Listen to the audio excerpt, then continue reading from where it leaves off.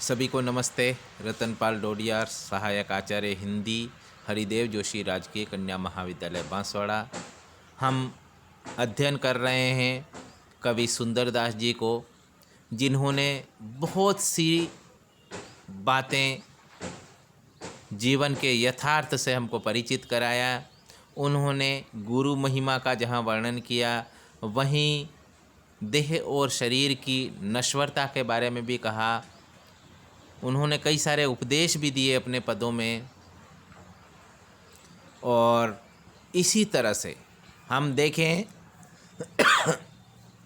तो वो अब कह रहे कि देह की मलिनता, यानी मनुष्य का एक स्वभाव रहा है कि वह अपने शरीर से सबसे ज़्यादा प्रेम करता है, और शरीर से इतना प्रेम करता है कि वास्तविक अपने जीवन को वह भूल जाता है। इसलिए यहाँ वो कह रहे हैं कि हमें शरीर से इतना प्रेम करने की ज़रूरत नहीं है। हम ज़रूरत से ज़्यादा शरीर का रख रखाव करना बहुत ज़रूरी है, लेकिन शरीर से लगाव रखना, शरीर से मोह रखना और शरीर के प्रति बहुत ज़्यादा समर्पित हो जाना और अपने वास्तविक जीवन के लक्ष्यों को भूल जाना, ये मनुष्य की आदत बन गई। इसलिए वो कह रहे हैं कि देह की मलिनता, हमारा ये जो शरीर है वो मलिन है, मैला है, कुचेला है, गंदा है, जिससे भले ही आप ऊपरी आवरण को देख करके उससे प्रेम करते हैं। ये यहाँ इनका कहना है। पद संख्या 15 और 16 जो कि पाठ्यक्रम में है, उन पदों में वो देह की मलिनता के बारे में अपने मंतव्य को व्यक्त कर रहे हैं। देखिएगा। देह तो मलिन अति बहुत विकार भरी, ताहू माही जरा व्याधि सब दुख राशि है। कब हूँ पेट पीर, कब हूँ क सिर बाय, कब हूँ क आँख कान मुख में विधासी है। और हूँ अनेक रोग नख सिर पूरी रहे, कब हूँ क श्वास चले, कब हूँ क खांसी है। ऐसो ये शरीर ताही अपनों के मानत है, सुंदर कहत या मैं कौन सुख बासी। बहुत अच्छी बात बताई इन्होंने यहाँ। वो कह रहे हैं कि देह तो मलिनती, यह हमारा शरीर सबसे गंदा है, बहुत ज़्यादा गंदा है, बहुत ज़्यादा मैला है, क्योंकि बहुत विकार भरी, इसमें अनेक मनोविकार, अनेक शारीरिक विकार, अनेक विकृतियाँ इसमें भरी हुई हैं। और उनको एक एक को गिन गिन करके यहाँ सुंदरदास जी बता रहे हैं। वो कह रहे हैं ताहू माही जरा व्याधि, इस शरीर के अंदर, जिस शरीर को अगर आप देखेंगे तो इसके अंदर जरा बुढ़ापा भी इसमें है, धीरे धीरे बुढ़ापे की ओर चला जाएगा हमारा शरीर। और अनेक व्याधि, अनेक शारीरिक रोग इसे घेर लेते हैं, अर्थात इसमें अनेक रोग भरे हुए, हम जानते ही नहीं, हम पता ही नहीं, और समय के साथ इन रोगों का प्रचार प्रसार हमारे शरीर में हो जाता है। सब दुख राशि, यानी सभी दुख इसी के अंदर निवास करते हैं, इसी शरीर के अंदर ही विद्यमान हैं। और उन दुखों का उदाहरण देते हुए यहाँ कवि कह रहे, कबहू क पेट पीर, कभी पेट में दर्द होता है, पेट में पीड़ा होती है। कबहू क सिर बाय, कभी हमारे सिर में दर्द होता है। और कबहू क आँख कान मुख में विदासी, कभी हमारी आँख में दर्द होती है, आँख में पीड़ा होती है, कभी कान में पीड़ा होती है, तो कभी हमारे मुख में पीड़ा होती है। और इस तरह से अनेक रोगों, अनेक दुखों का घर है यह हमारा शरीर। और हूँ अनेक रोग नख सिर पूरी रहे, और भी अनेक ऐसे रोग हैं जो हमारे एड़ी से लगा करके चोटी तक, यानी पैरों से लगाकर, पैर के नाखून से लगा करके सिर की चोटी तक पूरे शरीर में विद्यमान हैं। अनेक रोग इसमें निवास कर रहे हैं, और उन रोगों के चलते समय समय पर हमारा शरीर बहुत ज़्यादा प्रताड़ित होता रहता है। कबहू को श्वास चले, कभी कभी तो मनुष्य इतना बीमार हो जाता है कि उसको खांसी, दमा, टीबी जैसी बीमारियां हो जाती, जिसकी वजह से उनकी सांस चलने लग जाती हैं। कबहू का खांसी है, और कभी कभी वो खांसी से ग्रसित हो जाते हैं, खांसी की बीमारी हो जाती है। ऐसे ये शरीर ताही अपनों के मानते, ऐसे शरीर को तू अपना प्यारा शरीर मान रहा है। जैसे इस शरीर में, ये शरीर साफ सुथरा ऊपर जितना दिख रहा है उतना वास्तव में वो नहीं है। अनेक रोग हैं जिसे तू अपना शरीर मान रहा है। सुंदर कहत या में कौन सुख बा, सुंदरदास जी पूछ रहे हैं कि इस शरीर में अब भला बताओ को कौन से सुखों का निवास है। यानी ये तो दुखों का घर है, दुखों का पिटारा है, दुखों का भंडार है। तो इस शरीर के अंदर बताओ तो सही कौन सा सुख निवास कर रहा है। अर्थात उनके कहने का मतलब इस शरीर के अंदर दुख ही दुख भरे हुए हैं और बहुत ज़्यादा इस शरीर को अपना मानने या बहुत ज़्यादा इस शरीर से लगाव रखने की ज़रूरत मनुष्य को नहीं होनी चाहिए। इस तरह से इस पद के अंदर भी शांत रस में उन्होंने प्रसाद गुण इस का प्रयोग करते हुए बड़े अच्छे ढंग से, बड़े आकर्षक ढंग से इस पद की रचना की है और जो हमें बहुत ज़्यादा प्रभावित किए जा रहा है। अगला पद इसी क्रम में है। इसमें लिखा गया है कि जा शरीर माही तू अनेक सुख मानी रहे मनुष्य। इसमें सुख तो है ही नहीं इस शरीर के अंदर, लेकिन फिर भी तू अनेक सुखों को मान रहा है। अब मैं बताता हूँ, यहाँ कवि कह रहे कि ताही तू विचार या मैं कौन बात भले, इस पे तू विचार कर ले कि इसमें कौन सी बात अच्छी लगी इस शरीर के अंदर, क्या अच्छा लगा तुझे। यहाँ कवि वर्णन करते हुए कह रहा है कि मेद मज्जा मांस रग रग में रक्त भरियो। इस शरीर के अंदर हर नस नस में रक्त भरा हुआ है और जगह जगह इसमें मांस भरा हुआ है, मेद है और मज्जा, इन सारे तत्वों से ये शरीर बना हुआ है और उनमें से कोई सा भी तत्व जो है बहुत अच्छा सुंदर नहीं है, जैसा कि शरीर का ऊपरी आवरण दिखता है। इसलिए मेद मज्जा मांस और जगह जगह खून से भरा हुआ ये शरीर है। पेट हूँ पिटारी से में ठोर, पेट हूँ पिटारी सी में ठोर ठोर मली है। और ये हमारा पेट है वो तो जिस तरह से कूड़े कचरे की जो पिटारी होती है उसी तरह से ये ठोड़ ठोड़ मेला हो करके और पूरा भरा हुआ, यानी मेले कुचेले गंदगी से पूरा पूरा पेट भरा हुआ है। एक तरह का वह पिटारा है, कोठी है और जिसमें जगह जगह मेली मतलब मल भरा हुआ है या कह लीजिए गंदगी भरी हुई है।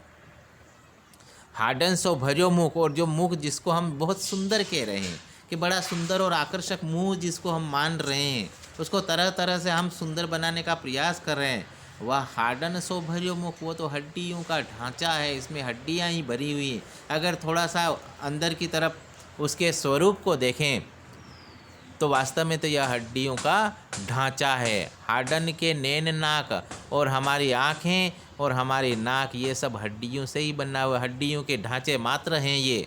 हाथ पाँव सो सब हाडन की नली, और हाथ और पैर जो बड़े सुंदर हमें भले ही लग रहे हों लेकिन ये हड्डियों की नलियाँ मात्र हैं।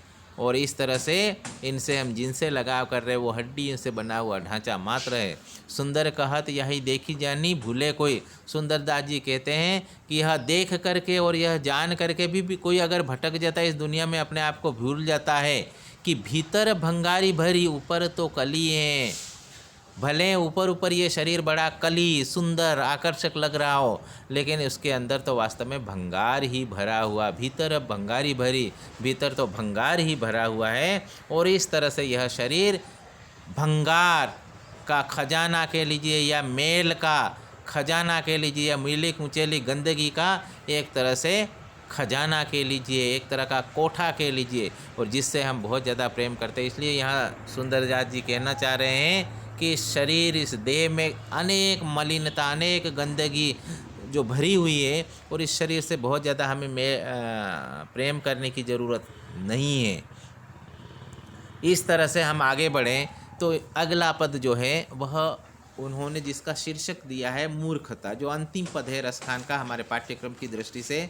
और इस पद के अंदर उन्होंने मनुष्य को मूर्ख माना है, अर्थात मनुष्य जानबूझ करके अगर कुछ गलतियां करता है, नज़रअंदाज करता है, अपने जीवन के वास्तविक यथार्थ को वह छिपाता है या नज़रअंदाज करता है, तो वह मनुष्य वास्तव में मूर्ख है। ये बात उन्होंने कही है।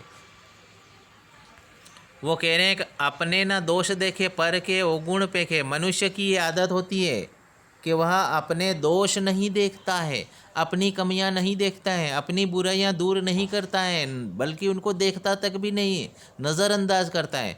पर के अवगुण पेखे, और दूसरों की कमियों पे ही हमेशा उंगली उठाता रहता है। ये मनुष्य की सबसे बड़ी मूर्खता है। यह कवि ने यही बात कही कि इस तरह के स्वभाव वाले, इस तरह के व्यवहार वाले व्यक्ति हमेशा ही मूर्ख लोगों की श्रेणी में आते।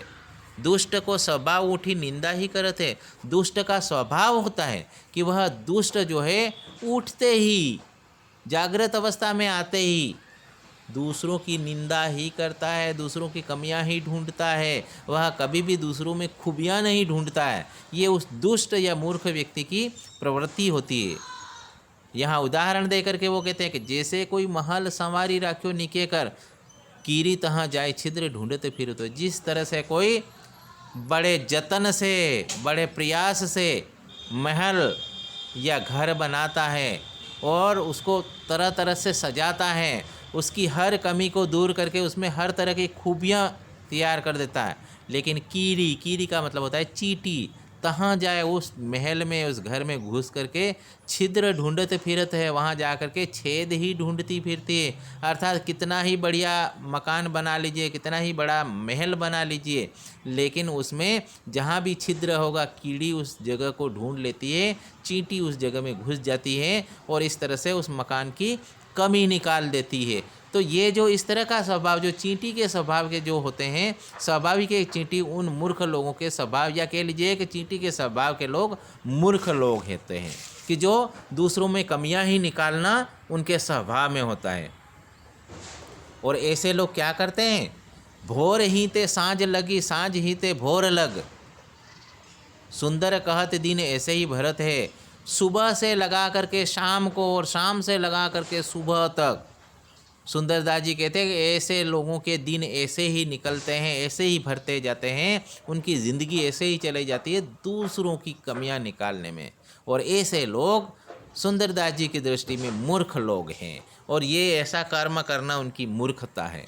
पाव के तरे की नहीं सूझे आग मूर्ख को, यहाँ सुंदरदास जी कह रहे हैं कि अपने पैर के नीचे जो आग जल रही हैं वो तो उसे दिखाई नहीं देती, यानी अपनी कमियां उस व्यक्ति को दिखाई नहीं देती, क्योंकि वह मूर्ख है कि वो अपने पैरों के नीचे नहीं देख रहा, अपने अस्तित्व को नहीं पहचान रहा, अपनी कमियों को नहीं देख पा रहा। और नु कहत, यहाँ और को भी आता है, और नु कहत तेरे सिर पे बरत है, और दूसरों को कहता है कि तेरे सिर पे जल रहा है, अर्थात वह दूसरों की कमी निकालना ही जानता है। तो ऐसे लोग मूर्खता की श्रेणी में आते हैं। अर्थात व्यक्ति को तो चाहिए कि सबसे पहले वह अपने अस्तित्व का पहचान करें और अपने आप को पहचानें, और अपने आप को पहचान करके अपनी कमियां दूर करता है वही विद्वान है, अन्यथा दूसरों में कमियां निकालने वाले लोग मूर्ख है, और ऐसा करने वाले लोग मूर्खता की श्रेणी में माने जाते हैं। यहाँ कवि का यही कहना है। इन तीनों ही पदों में हमने देखा कि यहाँ कवि देह की मलिनता की जो बात करी है कि भाई हमारा शरीर बहुत ज़्यादा मलिन है, बहुत ज़्यादा मैला है, बहुत ज़्यादा गंदा है, और उस तरह से शरीर से बहुत ज़्यादा लगाव रखने वाले लोगों को सचेत किया। वहीं मनुष्य को एक नीतिप्रद बात बताई है कि मनुष्य को हमेशा अपनी बुराइयों को देखना चाहिए, अपनी कमियों को ढूंढना चाहिए, और अपनी कमियों को ढूंढ करके उन्हें दूर करके एक अच्छा इंसान बनना चाहिए, ना कि दूसरों की कमियों को निकाले। और दूसरों की कमियों को निकालने वाला व्यक्ति निश्चय ही मूर्ख व्यक्ति की श्रेणी में आता है। ऐसा कर्म करते या दूसरों की निंदा करते वो लोग एक तरह से मूर्खता का कार्य करते हैं। ये यहाँ पर कवि ने कहा है। शांत रस में तीनों ही पदों को लिखा गया है, और तीनों ही पदों में प्रसाद गुण विद्यमान है। अनुप्रास अलंकार का प्रयोग तीनों ही पदों में देखने को मिला है, और देखा जाए तो कवि ने तत्सम शब्दावली का प्रयोग हर पद में किया है। इस तरह से सुंदरदास जी के आज ये है अंतिम जो हमारा व्याख्यान था, और इसी के साथ सुंदरदास जी का व्याख्या भाग यहीं समाप्त होता है। आप सबने सुना, इसके लिए आप सबका बहुत बहुत धन्यवाद।